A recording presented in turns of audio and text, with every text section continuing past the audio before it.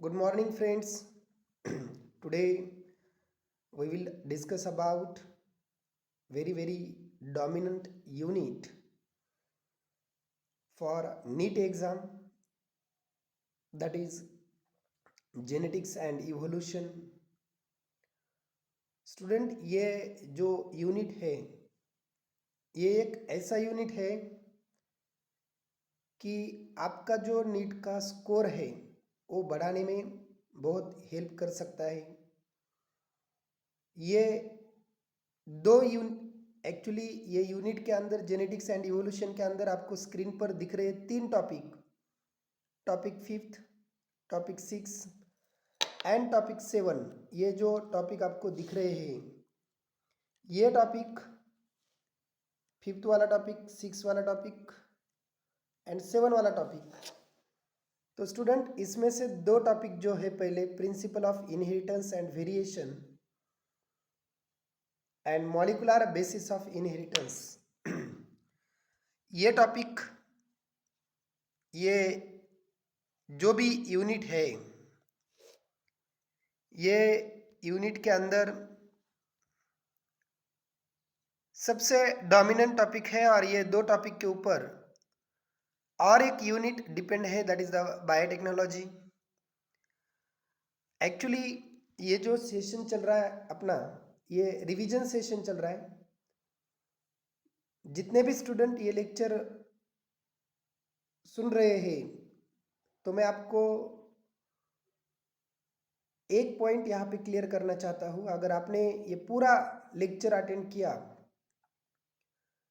तो एटलीस्ट जितने भी नीट के पेपर है आप उसमें टैली कर सकते हो। और अभी जो 2024 में या 2024 में जो भी नीट का पेपर आएगा इसके अंदर एटलीस्ट मिनिमम 4 क्वेश्चन तो ये टॉपिक से आएंगे, क्योंकि अभी तक ये टॉपिक के ऊपर 6, 7, 5 क्वेश्चन बहुत बार एग्जाम में दिखे हैं। अभी ये टॉपिक के अंदर 6 आर्टिकल मेंशन किए हैं एनसीईआरटी के अंदर। जो भी नीट का प्रिपरेशन करने वाले स्टूडेंट्स हैं, एक्चुअली बहुत सारे लोग नीट को बहुत कॉम्प्लिकेटेड बनाते हैं, लेकिन अगर आपने थोड़ा स्मार्ट वर्क किया तो जेनेटिक्स के नियर अबाउट 2 यूनिट है आउट ऑफ 10। ये दोनों भी यूनिट बहुत डोमिनेंट है, यानी कि 4-5 चैप्टर जेनेटिक्स के है। और सभी स्टूडेंट्स का प्रॉब्लम ये होता है कि सभी स्टूडेंट्स को जेनेटिक्स बहुत कॉम्प्लिकेटेड लगता है। एक्चुअली जेनेटिक्स कॉम्प्लिकेटेड क्यों लगता है? क्योंकि जेनेटिक्स के जो फादर है ग्रीगर जॉन मेंडल, उनका और मैथमेटिक्स का एक बहुत अच्छा कॉम्बिनेशन है। मैथमेटिक्स के ऊपर उन्होंने बहुत सारा वर्क किया है, इसलिए बायोलॉजी के अंदर भी उन्होंने मैथमेटिक्स को यहाँ पर अप्लाई किया है। एक्चुअली स्टूडेंट, हम ज़्यादा टाइम डिस्कशन नहीं करेंगे, अभी हम अपने पॉइंट पर आते हैं। जो भी 6 पॉइंट यहाँ पर आपको स्क्रीन पर दिख रहे हैं एनसीईआरटी की बुक में, मेंडल्स लॉ ऑफ इनहेरिटेंस, एक क्वेश्चन तो ये लॉ के ऊपर आता है। अब उसके अंदर दूसरा जो आर्टिकल दिया है इनहेरिटेंस ऑफ वन जीन, यानी कि मोनोहाइब्रिड क्रॉस के ऊपर आपको क्वेश्चन आ सकता है। इनहेरिटेंस ऑफ 2 जीन, इसके ऊपर भी क्वेश्चन आ सकता है। और 4th article sex determination, 100% question आता है सेक्स डिटर्मिनेशन के ऊपर। अगर आपने 2016 से या 17 से पेपर चेक किए तो सेक्स डिटर्मिनेशन के ऊपर एग्जामिनर का सबसे ज़्यादा फोकस रहा है म्यूटेशन और जेनेटिक डिसऑर्डर, यानी कि अभी भी मैं आपको बोल रहा हूँ कि 2 आर्टिकल ये टॉपिक में से ऐसे हैं कि उसके ऊपर 100% क्वेश्चन आएगा। वो 2 आर्टिकल है स्टूडेंट्स। एक तो एक्चुअली मैं यहाँ पर टिक कर रहा हूँ, सेक्स डिटर्मिनेशन और जेनेटिक डिसऑर्डर के ऊपर 100% यानी कि 100% क्वेश्चन आ सकता है। अभी हम जो भी नेक्स्ट पार्ट है या जो भी पॉइंट है ये वो पॉइंट पे डायरेक्टली आते हैं। अभी यहाँ पर थोड़ा सा इंट्रोडक्शन दिया है, इनहेरिटेंस क्या है, वेरिएशन क्या है, जो भी टर्मिनोलॉजी है, हिस्ट्री है, आपने रेगुलर लेक्चर में मैंने बहुत सारा फोकस उसके ऊपर किया था। Reasons for Mendel success, Gregor John Mendel जो है फादर ऑफ जेनेटिक्स कहते हैं उन्हें हम। He carried out the hybridization experiment in the garden pea plant, यानी कि गार्डन पी प्लांट का साइंटिफिक नेम, पहला क्वेश्चन आप टिक कर सकते हो। यानी कि पहला पॉइंट जो है वो पहला पॉइंट ऐसा है कि what is the scientific name of garden pea plant. Scientific name भी आपको एग्जाम के अंदर आ सकता है स्टूडेंट्स। अब उसके बाद जो भी पॉइंट, अगला जो पॉइंट है जो आपको कैरेक्टर्स, डोमिनेंट ट्रेड और रिसेसिव ट्रेड यहाँ पर दिख रहे हैं। ज़्यादा मुझे एक टॉपिक 45 मिनट में कवर करना है या 1 आवर में कवर करना है, तो स्टूडेंट्स हम थोड़ा 2 सेक्शन में ये पार्ट को डिवाइड करेंगे। 2 सेक्शन में ये टॉपिक को मैं एक्सप्लेन करूँगा। अभी ये जो पहला जो पार्ट आपको मैं एक्सप्लेन कर रहा हूँ, character, dominant trade and recessive, आपको जो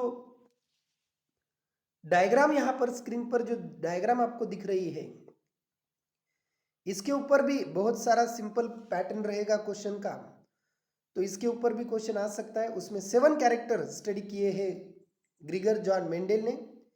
गार्डन पी प्लांट यानी कि पायसम सैटिवम उसका साइंटिफिक नेम है। और जो भी सीड शेप है, सीड शेप में डोमिनेंट कैरेक्टर कौन सा है, round and wrinkle. Seed colour जो है, सीड कलर के अंदर अगर हम देखेंगे तो yellow is dominant and green is recessive. Flower colour जो है violet and white. Pod shape full and constricted.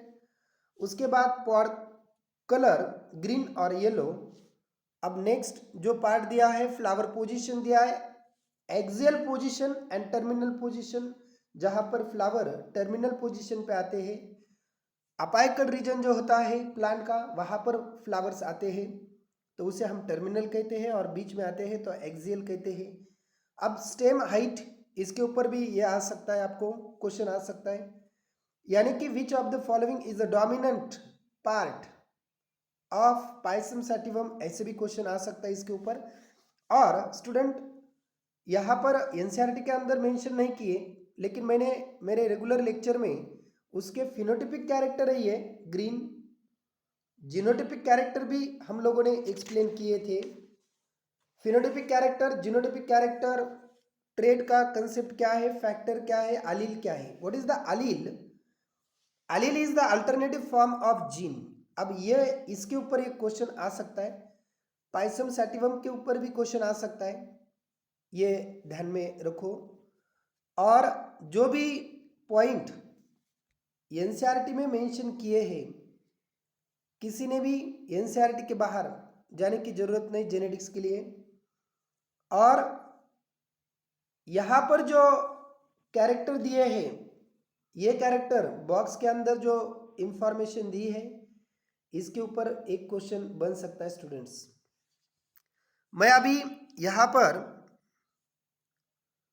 जो भी contrasting trait studied by ग्रीगर John Mendel, Mendel ने जो वर्क किया है उसके ऊपर के जो पूरे कैरेक्टर्स है 7 कैरेक्टर्स, उसके बारे में इंफॉर्मेशन स्टडी की है। अभी जो नेक्स्ट आर्टिकल आपको दिख रहा है ग्रीन, इसमें हेडलाइन दिख रही है inheritance of one gene. Student आप सभी को पता है अगर हम वन कैरेक्टर क्रॉस करेंगे तो उसे हम मोनोहाइब्रिड क्रॉस कहते हैं। यहां पर आपको phenotypic ratio of monohybrid cross and genotypic ratio of monohybrid cross, ये बहुत इंपॉर्टेंट है। What is the phenotypic ratio of monohybrid cross? 3:1 and जो भी जीनोटाइपिक रेशियो है वो है 1:2:1। तो स्टूडेंट्स यहाँ पर ये रिवीजन लेक्चर चल रहा है। अगर किसी को ये अंडरस्टैंड नहीं हो रहा है तो प्लीज़ आप जो भी रेगुलर लेक्चर की नोटबुक है वहाँ पर मैंने फिनोटाइपिक रेशियो कैसे डिटरमाइन करते हैं, जीनोटाइपिक रेशियो कैसे डिटरमाइन करते हैं, फिनोटाइप्स क्या होते हैं, गैमेट्स क्या होते हैं, जीनोटाइप्स क्या होते हैं, फर्स्ट जनरेशन क्या होता है, उसके बारे में पूरा डिटेल में मैंने आपको एक्सप्लेन किया है। अभी ये जो टॉल एंड डॉर्फ को क्रॉस किया तो टॉल एंड डॉर्फ क्रॉस करने के बाद F1 जनरेशन जो आता है कैपिटल टी आता है, कैपिटल टी स्मॉल टी आएगा। फिर F1 generation cross with F1 generation, this concept is called selfing, इसके ऊपर भी क्वेश्चन आ सकता है। और यहाँ पर जो F2 जनरेशन है, F2 जनरेशन के वैरायटीज आपको क्वेश्चन में 4 मार्क के लिए क्वेश्चन आपको अगर आएगा तो इतना सिंपल क्वेश्चन बिल्कुल नहीं रहेगा। बहुत सारे बच्चे कंफ्यूजन में रहते हैं, होमोजाइगस क्या है, हेटेरोजाइगस क्या है, why genetics complicated because terminology, those students focus on terminology, उनको बहुत आसान जाने वाला है, उसमें no doubt. Capital T small T, capital T small T and fourth variety dwarf जो है स्मॉल टी आएगा। तो स्टूडेंट ये जो पार्ट यहाँ पर आपको दिख रहा है, ये पार्ट डोमिनेंट क्या रहेगा, रिसेसिव क्या रहेगा? Tall is dominant over the dwarf, यानी कि टॉल जो कैरेक्टर रहेगा ये कैरेक्टर डोमिनेंट रहेगा। और जो मैंने रेशो आपको बताए थे ये रेशो यहाँ पर मेंशन किए हैं। पहला क्वेश्चन जो आएगा वो आएगा स्टूडेंट्स, साइंटिफिक नेम आ सकता है।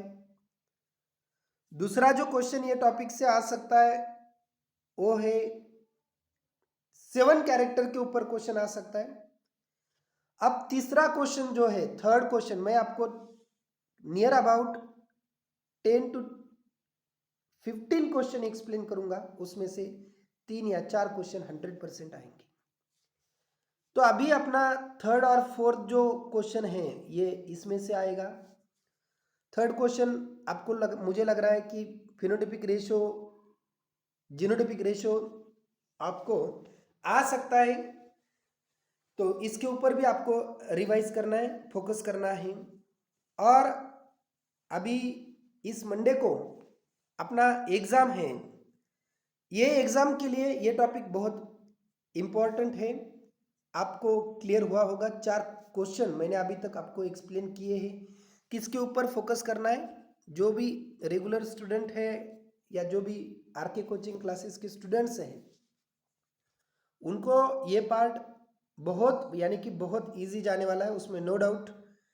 और यहाँ पर उन्होंने जैसे अपना एक फॉर्मूला है a+b ब्रैकेट स्क्वायर, तो उसमें क्या होता है a² + ट्वाइस ab + b², ये फॉर्मूला यहाँ पर अप्लाई करना है। अब स्टूडेंट्स ये जो पार्ट है उसके बाद उन्होंने टेस्ट क्रॉस और बैक क्रॉस भी दिया है। यहाँ पर जो बोल्ड वर्ड है, जितने भी एनसीईआरटी में बोल्ड किए हुए वर्ड है, ये वर्ड को आपको स्पेशली फोकस करना है।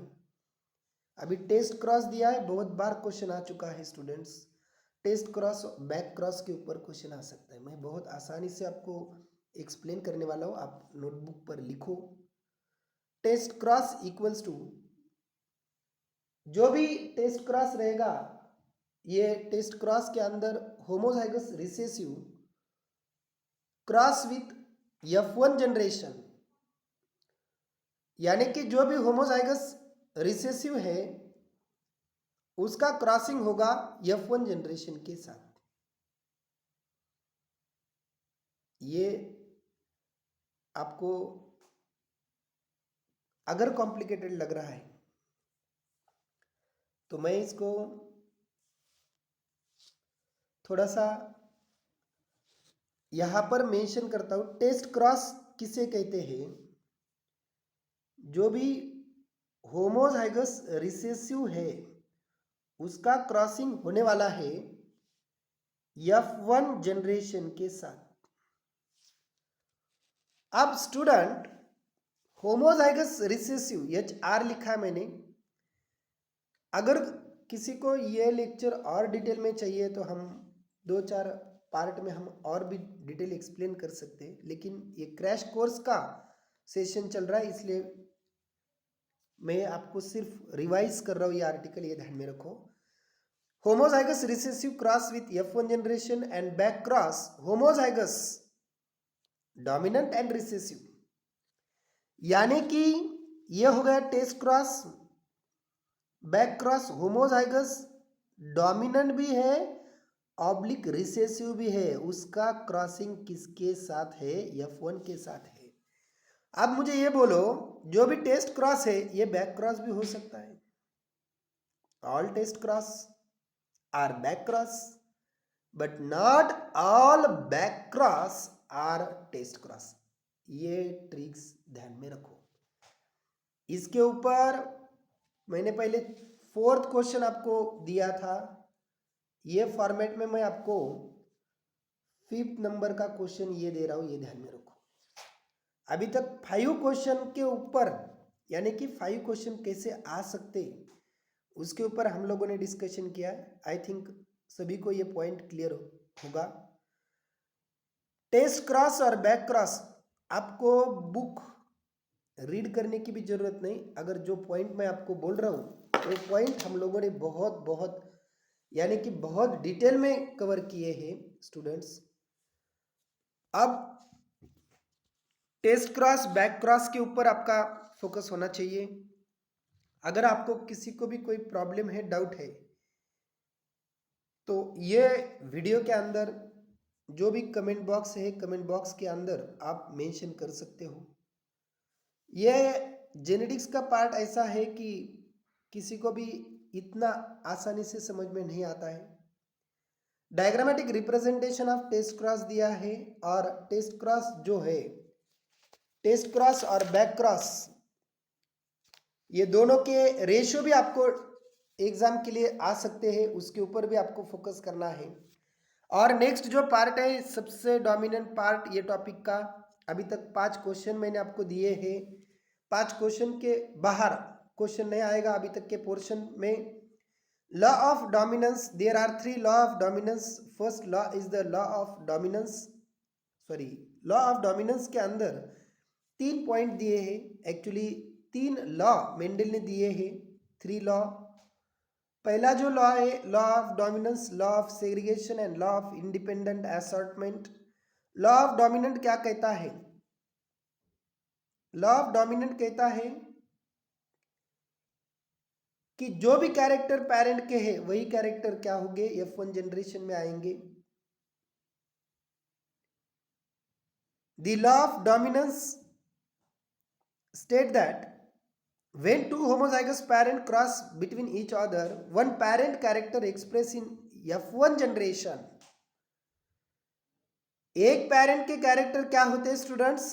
F1 जनरेशन में एक्सप्रेस होने वाले हैं, तो उसे हम डोमिनेंट लॉ ऑफ डोमिनेंस कहते हैं। और ये जो लॉ ऑफ डोमिनेंस है मोनोहाइब्रिड क्रॉस से हम आराम से एक्सप्लेन कर सकते हैं। Now law of segregation, what is the statement of law of segregation? इनके स्टेटमेंट बहुत इंपॉर्टेंट है और यह स्टेटमेंट बहुत सारे स्टूडेंट भूल जाते हैं। When two homozygous parent cross between each other after F1 generation, यानी कि F1 जनरेशन होने के बाद in F2 generation gametes are separated during the gamete formation, this is called law of segregation. इन ये आर्टिकल के अंदर क्या इंपॉर्टेंट है, ये स्टेटमेंट के अंदर क्या इंपॉर्टेंट है, जो भी गैमेट्स है, गैमेट्स क्या होने चाहिए, सेग्रीगेट होने चाहिए, सेपरेट होने चाहिए. नाउ स्टूडेंट्स, जो भी पार्ट गैमेट्स के बारे में और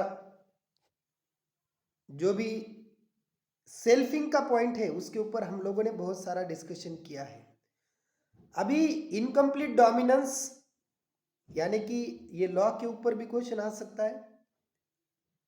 और थर्ड लॉ जो दिया है वो दिया है, तीसरा जो लॉ है, थर्ड लॉ यहां पर दिया है लॉ ऑफ इंडिपेंडेंट असॉर्टमेंट, यानी कि एक फैक्टर दूसरे फैक्टर के ऊपर इंडिपेंडेंट होता है, नॉट डिपेंडेंट होता है. ये ध्यान में रखो. अब ये आज का जो अपना सेशन है उसका इंपॉर्टेंट पार्ट यानी कि इनकम्प्लीट डोमिनेंस, कोडोमिनेंस, ये दो आर्टिकल ऐसे हैं कि ये दो आर्टिकल के ऊपर एक क्वेश्चन 100% आएगा. और क्या क्वेश्चन आ सकता है, what is the incomplete dominance. आप ये एग्जाम्पल को बहुत अच्छे से देखो. ये जो एग्जाम्पल आपको स्क्रीन पर दिख रहा है, रेड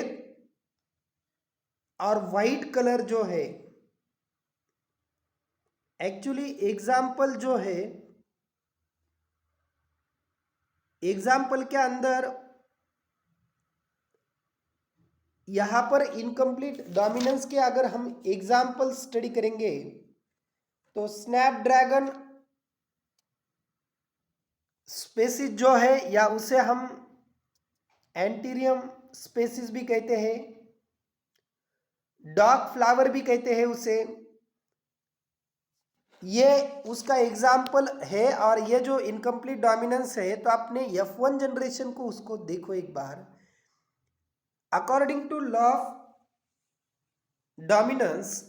डोमिनेंस क्या कहता है, when two homozygous parent cross between each other, one parent express in F1 generation. But students, यहां पर हो क्या रहा है,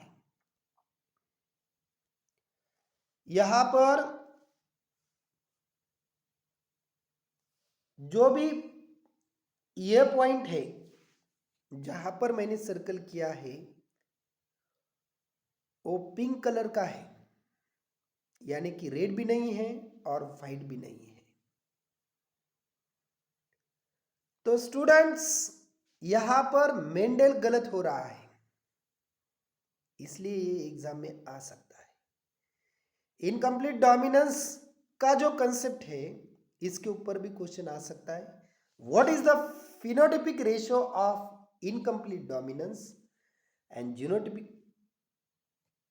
रेशियो ऑफ इनकम्प्लीट डोमिनेंस, इसके ऊपर आपको स्पेशल फोकस रखना है. ये क्वेश्चन डायरेक्ट आते हैं, ये ध्यान में रखो. इसीलिए जेनेटिक्स का प्रिपरेशन जिनका हो जाएगा वो बंदा 100% डॉक्टर की तरफ बढ़ेगा. What is the phenotypic ratio, 1:2:1. Genotypic ratio क्या है, 1:2:1. ये रेशियो की वजह से भी बहुत सारे बायोलॉजी के स्टूडेंट्स को डर लगता है कि ये टॉपिक बहुत हार्ड है, ये बहुत कॉम्प्लिकेटेड है. अरे ये बहुत सिंपल है. रेड वैरायटीज कितने हैं, 1. पिंक वैरायटी कितने हैं, 2. और व्हाइट वैरायटी कितने हैं, 1. दिस इज द 1:2:1, यानी कि red as to pink as to white. कितना सिंपल है. अब ये कैसे फॉर्म होता है, क्या होता है, उसके ऊपर हमने डिस्कशन किया है ऑलरेडी. और इसका जीनोटाइपिक रेशियो भी देखो, कैपिटल आर कितने बार रिपीट हो चुके हैं. आप यहां पर फोकस कीजिए. जो कैपिटल आर है एक बार रिपीट हुए, कैपिटल आर स्मॉल आर कितने बार रिपीट हो चुके हैं स्टूडेंट्स? 2 बार रिपीट हो चुके, इसलिए 2 आए हैं यहां पर। और तीसरा जो पॉइंट चल रहा है अपना ये वाला, स्मॉल आर कितने बार रिपीट हो चुके हैं? एक बार। What is the genotypic ratio of incomplete dominance 1:2:1? It is clear to all of you, I think clear होगा। और आपको क्वेश्चन स्ट्रेट फॉरवर्ड कभी भी नहीं आता है, इसके ऊपर क्वेश्चन ऐसा आएगा आपको, which of the following both phenotypic and genotypic ratio are same? तो आपको लगेगा इनकम्प्लीट डोमिनेंस। लेकिन स्टूडेंट्स जो भी कोडोमिनेंस है, कोडोमिनेंस है, टेस्ट क्रॉस है, बैक क्रॉस है, इसके रेशियो एक बार टैली करो, उसके ऊपर बहुत सारे क्वेश्चन आते हैं। यानी कि 6 नंबर का जो क्वेश्चन था वो लॉ ऑफ डोमिनेंस, सेग्रीगेशन और इंडिपेंडेंट असॉर्टमेंट के ऊपर आ सकता है।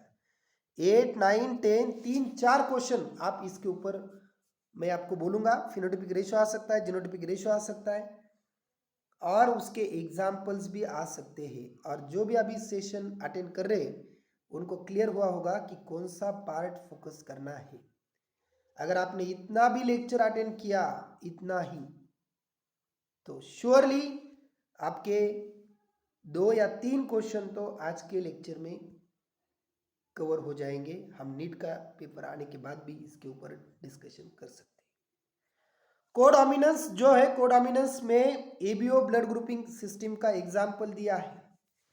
एक्चुअली कोडोमिनेंस के ऊपर अगर देखेंगे हम, तो आई जीन जो है रिस्पॉन्सिबल होता है in ABO blood group are controlled by the gene capital I, and the plasma membrane of the red blood cell has sugar polymer that protrude from its surface, and the kind of sugar is controlled by the gene, and that the gene is named capital I. इसके ऊपर question आ सकता है, and this is the best example of multiple allele. Multiple allele का ये example है, ये ध्यान में रखो। अब यहां पर gene I has 3 allele, IA, IB and small I. ये पोर्शन यहां पर दिया है,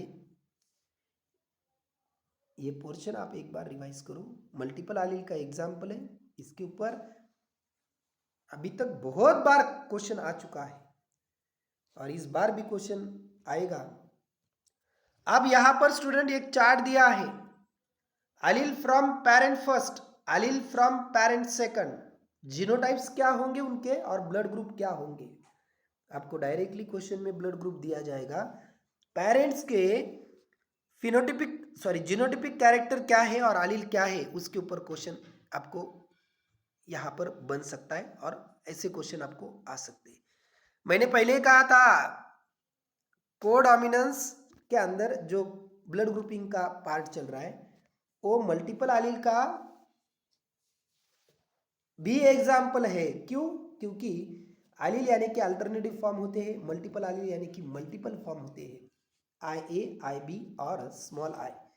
तो ये पार्ट भी आपको फोकस करना है, ये पार्ट के ऊपर आपको क्वेश्चन आ सकते हैं। इनहेरिटेंस ऑफ 2 जीन आज के सेशन का ये अपना लास्ट पॉइंट रहेगा। और लास्ट पॉइंट, डायहाइब्रिड क्रॉस का फिनोटिपिक रेशियो है 9:3:3:1 और उसका जो जीनोटिपिक रेशियो है वो क्या है 1:2:2:4:1:2:1:2:1:1। ये जीनोटिपिक रेशियो है। ये रेशियो कैसे आए हैं, क्या आए हैं, उसके ऊपर हमने डिस्कशन किया है। आप रेशियो के ऊपर फोकस कीजिए। और तीसरा लॉ है लॉ ऑफ इंडिपेंडेंट असॉर्टमेंट, यानी कि एक कैरेक्टर दूसरे कैरेक्टर के ऊपर अफेक्ट नहीं होता है और डिपेंड भी नहीं होता है, इंडिपेंडेंट होते हैं। चलो स्टूडेंट्स, हम जो भी नेक्स्ट पार्ट है, नेक्स्ट लेक्चर के अंदर हम डालेंगे और comparison between behaviour of chromosome and gene, यानी कि chromosomal theory and gene theory, ये दोनों थ्योरी को यहाँ पर उसके अंदर क्या क्या सिमिलैरिटीज है उसके बारे में ये पॉइंट दिया है। दोनों भी पेयर के फॉर्म में रहते हैं, segregate at the time of gamete formation, ये भी सेग्रीगेट होते हैं। यानी कि जीन और क्रोमोसोम कैसे एक है उसके ऊपर उन्होंने फोकस किया है उसके ऊपर हम अगला जो लेक्चर रहेगा अपना लिंकेज एंड रिकॉम्बिनेशन से हम स्टार्ट करेंगे। और सबसे इम्पॉर्टेंट है ये टॉपिक के अंदर sex determination and genetic disorder, ये हम नेक्स्ट लेक्चर में स्टडी करेंगे students. Thanks to all of you, have a nice day. चलो ऑल द बेस्ट। जो भी रिवाइज जितने भी प्रीवियस ईयर में जो क्वेश्चन आए हैं ये क्वेश्चन आप एक बार ओवरलुक करो और ये टॉपिक से आपको 3 या 4 या 5 क्वेश्चन आ सकते हैं। Thanks to all of you, have a nice day.